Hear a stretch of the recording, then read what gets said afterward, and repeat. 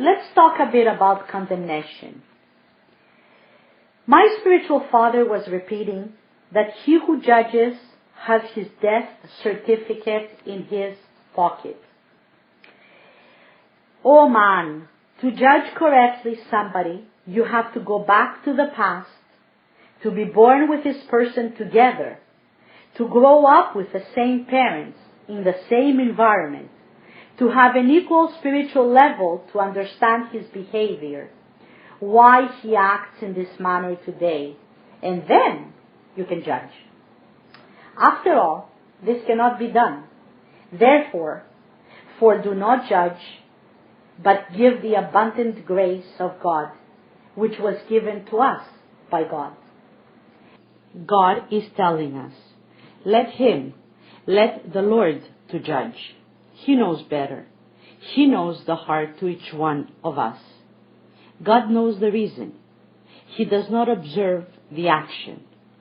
Oh brother, if you want to change your brother or the world, try to change yourself, thus to become an example. Men mimic the good when they see it applied. The word of Christ urges us and advises us. Who are you to judge another servant? To his own master stands or fails, it says at Romans 14 verse 4. Therefore, you are inexcusable, O men, whoever you judge, for on whatever you judge, another you condemn yourself. Romans chapter 2 verse 1. Attention to the judgment and condemnation. These are hiding the largest Luciferian element. Judgment and condemnation. Our Father does not like judgment. He wants from us to correct ourselves. If we judge, we have spiritual immaturity. We show smallness. We show arrogance and excessive ego.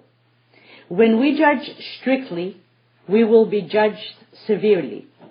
If we feel mercy to the faults of our brothers, then it will follow us at the judgment day when we are at the judgment seat of Christ. I wish to achieve the will of God and to apply it.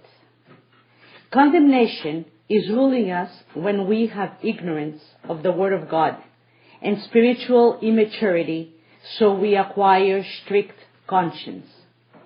This severity makes us to see our and other mistakes unforgivable, leading us to a mental impulse.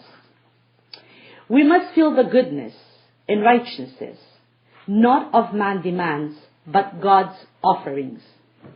Virtuousness is to have peace with anything and to study everything within us and around us, having confidence to the wisdom of God. God, through good and bad, develops, improves us, and educates us. Strictness means that all actions lie in the wrong. Everyone makes mistakes. The thing creates anger and rivalry. This strictness makes us vulnerable to sin because we're not perfect. The strictness makes us prone to disease, to deterioration, to death. For those currently started a struggle to cleanse and spread the word, there is no condemnation, nor by God, neither by man, nor by angels, because the mercy of God is after all day long in all our lives. God's love is infinite and variously saves the man. Let us not intrude to others' lives negatively by judging them. Let's remember the robber on the cross who asked the mercy of God and instantly received it. The personal and the general judgment will abolish the sin from the people of God, judging living and dead. The judgment of God is full of wisdom. When the final judgment comes and resurrection of men will take place, those who know the law of God will be judged according to the God's law. The others will be judged not according to God's law, but according to the small God that each one of us have it and named it conscience. We must understand once and for all that judgment to our fellow men must disappear, not only from our tongue, but from our mind, because Jesus can hug us, can love us, can reborn everyone and each one of us.